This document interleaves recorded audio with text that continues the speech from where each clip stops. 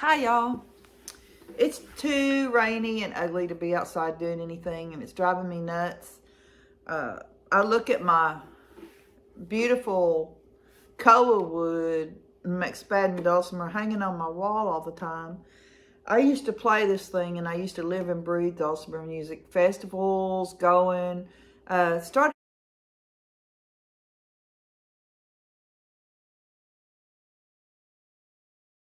doing a little competition, and that was just too nerve-wracking for me. It wasn't my thing.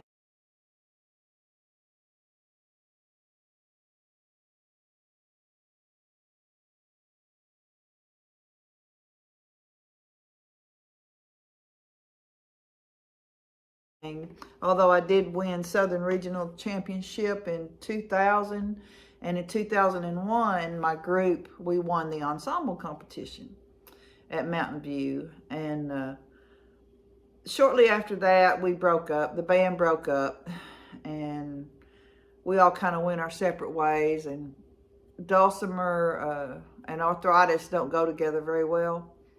And I've really not played. It's difficult for me to even remember a whole song. It's been so long since I've played. But let me tell you about this instrument. This one has an ebony fretboard with ivory inlay, gold tunes. It's a hand rubbed finish on this. They don't do that anymore. This is an older Dulcimer, and the older they are, the better they are. Not really, but this one here has been played in a lot of competitions because of the sound quality of it. It really needs new strings on it, but I'm not going to put strings on it today just to do this little show and tell. But the Dulcimer, which this is called the lap Dulcimer, it is an American-made instrument. Our pioneers from Germany, Scotland, Ireland, they came over here, and as their instruments broke, they couldn't repair them. More family members come up to playing age. Well, they started stretching strings across a box, really across a board, and picking on it. You've seen people play like on a wash tub with a string and a stick, thumping a bass beat. Well, that's real. That's not just hee-haw. That's a real deal. You can really get a good beat going, and it's loud. Well, they started stretching really fence wire across wood, boards. Then somebody built a box. And we got them going back, I think, into really the early, like 1830s, maybe a little bit before that, but they were called Tennessee music boxes, and they were square and strings set up high, and people would play them with a feather. We didn't have picks. A lot of us, I really don't ever play with a pick. I play with my fingers. I'm called a finger picker. But people played with the feather quill. And, you know, you get a good strong turkey feather, or, you know, it's got to have a good strong end on it to hold up through several songs. It'll just deteriorate. You got to have a really good one. And you got to hold it right, too. But also the Tennessee music box and these dulcimers, they can be bowed with a fiddle bow, but that's a different thing. You get rosin, it's a different thing anyway, but it can be done, and I've seen it done, and it's really, really nice. It's a beautiful sound. But anyway, this is a McSpadden made by a fella that moved to Arkansas from Texas, and he was a luthier of guitars, and he decided to make these, and he's made them, and the business has sold now, I know, 2 times since his passing, and they keep their tradition going, and the quality has not changed or varied. Believe me, you can take this dulcimer, any McSpadden Dulcimer, lay it on the floor, and you can actually stand on it. The construction of this instrument is so strong that Lynn used to show. He used to do that in the store. He would stand on it, but of course he probably didn't weigh but 100 pounds soaking wet. But I would never stand on mine. But in 2000, I went and did the competition in Mountain View, Arkansas, where we hold the Southern Regional Dulcimer Championship. And I won. And that sends you to the national championships in Winfield, Kansas, which if you don't know about the thing in Winfield, it's all acoustic instrument national competition. You can go up there. It's like a 2-week event.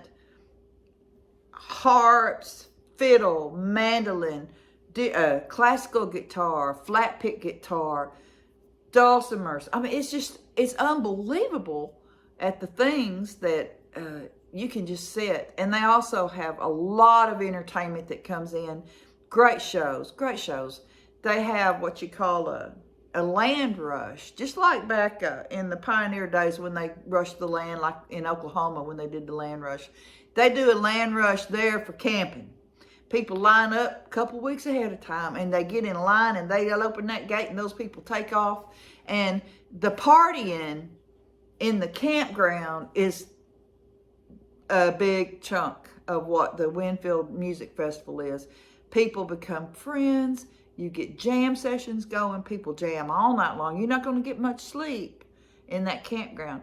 People cook food. People serve food. It is an experience. If you ever get a chance to go, it is well worth the money. And you won't find a room in Kansas. You'll have to go in Oklahoma to get a room, believe me. But it's well worth it. But anyway, I went up there, and I was playing in the garden, and I was so scared. So scared. I was also competing against my dulcimer teacher.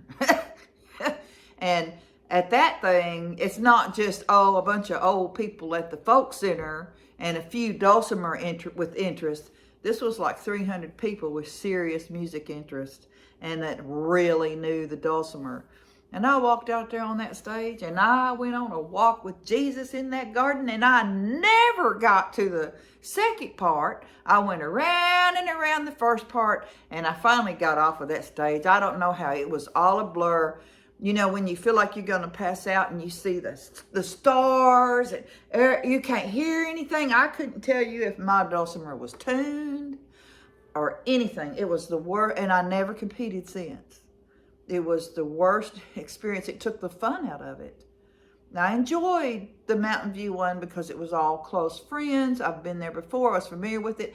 And I won a beautiful dulcimer, which I have since sold because it was a loud fiddle tune dulcimer, which I can make this one loud, but this one has the quiet qualities, which you can't get in a loud dulcimer. You can take a quiet one and make it loud, but the loud ones, it's really, really hard to get them to toe down and be quiet and have that sweet tone that you want to have.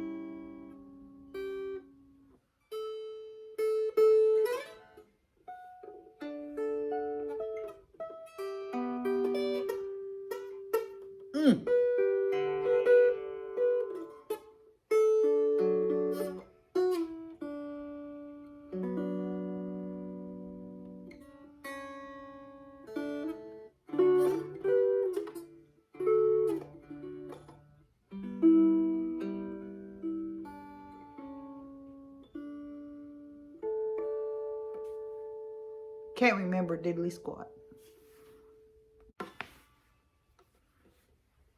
Little Danny boy. I'm sinking.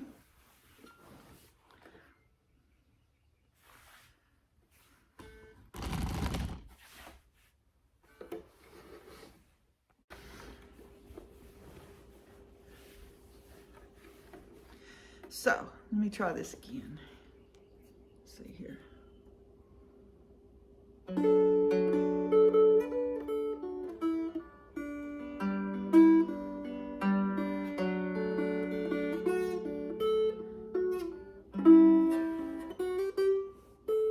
See, that's the ones I can't make.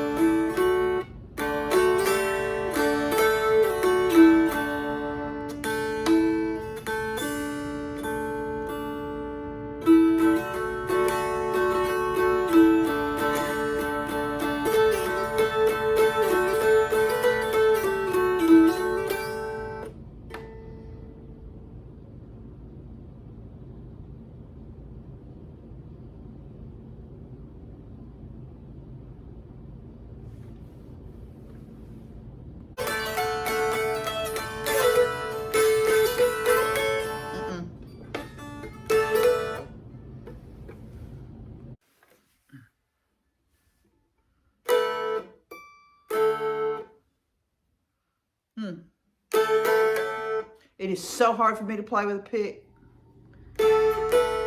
Let me get my stick. Hold up.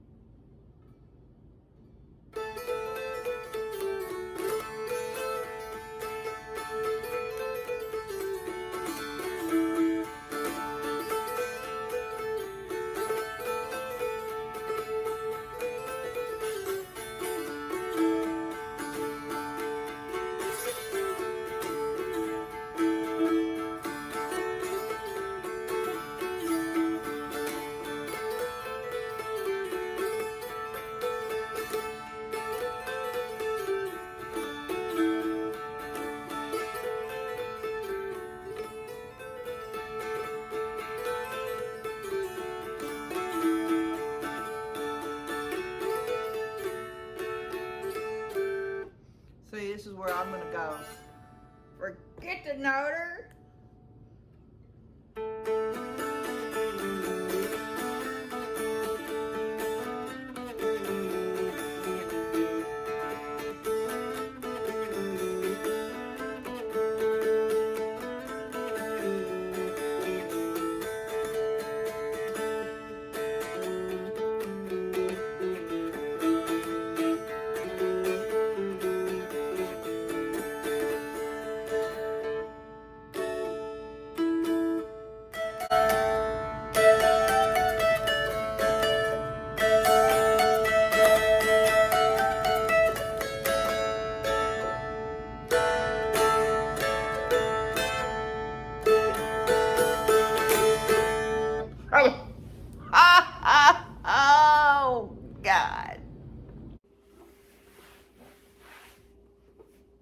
Bonnie Doon.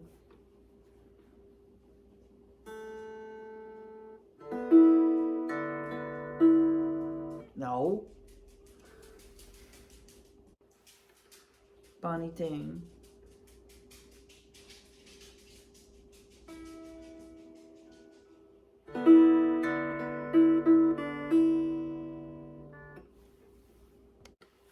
Bonnie Doon.